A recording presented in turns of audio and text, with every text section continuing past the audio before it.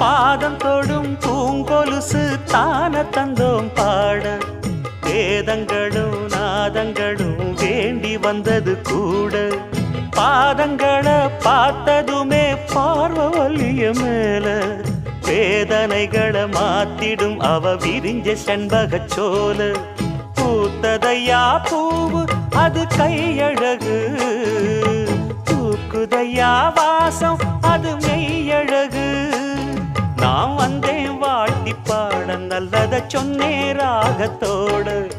கண்டே சீத போல கண்டதும் நின்னே சிலைய போல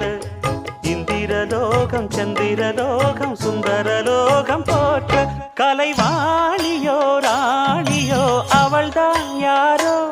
சிலை மேலியோ தேவி